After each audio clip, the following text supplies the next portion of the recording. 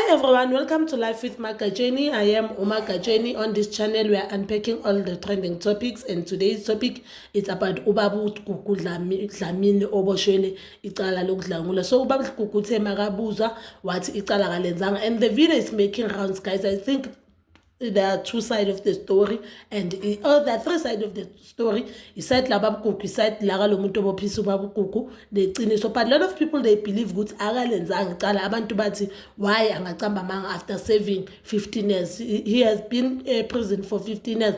But there's a voice note that is making rounds Puti Babab Kuku Utu Uputi Utu Kuku Ulenzili Kala, and Nanja guys, I'll post a video Sisi Lo or Bopisu Babu Kuku. Lower at that time. We know that Ubab Kuku ingane le aboshelona edwa that time she was 9 years old. Obvious now sekakhulile, and umama engane bayasho uma ungane yasho ukuthi akazi why maluma anga asaphika namhlanje kodwa uyazi ukuthi malume lenzile icala nomalume lenzile icala. Mina guys, I wanna lie, I believe ingane angifuni nje ucamba manga because siyazi ukuthi baningi abantu abenza amacala abhlungu la ngaphandle baphika. I don't see any reason ukuthi ingane angathi seyibona indaba itrenda kangaka bese still avuma ukuthi akhulume nabantu bemedia, avume futhi ukuthi yes umalume yenze lento le. I think if bakaqambele umalume manga bekazosho ukuthi no, but anyway she has the right to know what I don't want to talk to media akasikoleti next party her agreeing to talk to media. I even saw my comment about why abantu but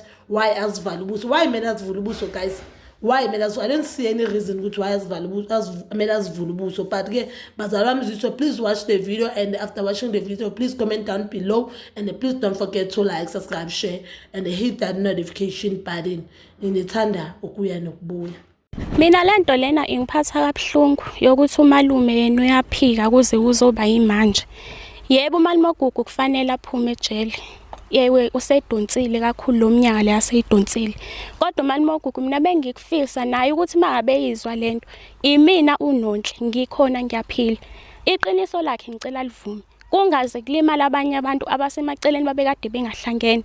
Sasinaye la sesilala khona sasinaye sobabili. Omunye wayekade engekho. Mina lento le yangihlumeza kakhulu la emphakathini. Ngithukwa ingane zize zilinganise, ezinye zithi zona zinamehla u3 awu2 lawa ababuka ngawo, elinye lingaphansi enkomeni. Ngoku mina ngizazi kahle ukuthi mina ngenzeka lonto. Ngithukwa le emphakathini ukuthi mina ngabophisa uGugu. Into ayisho njalo ithi mina ngabophisa uGugu, ngangizange ngize ngidlwengulwe mina. Abanye bathi mina ngadlwengula, abanye bathi ngiqamba amanga, njoba kusho namanje ukuthi wayamanga.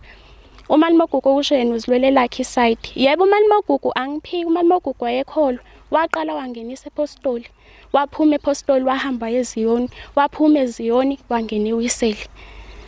Ngoba mangaba ngingaphazami wazi waboshwe esonto khona eWiseli. So umalume Gugu ntambama wayengithatha ahamba yolala nami embedeni wakhe. Ngangilala naye nje ubusuku bonke. Umalume Gugu lento akazange azayenze kumina kube kanye, wayenza kaningi. Engifaka into yakhe yokuchama ngaphambili nangemuva.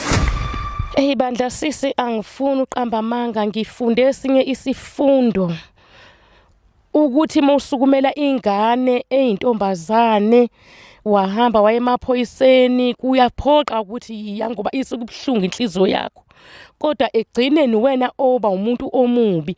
Zikhona ingane la ekhaya zamantombazane ezikhulayo, enye ina 8 years enye ina 9 ezabafowethu, kodwa ama ingafiki ithi auntie nangu umuntu la ngaphandle udlala ngami.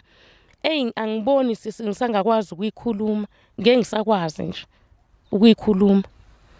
Senguthula nje ngize ngife kuze ngigweme ini umphakathi nokukhuluma nabantu.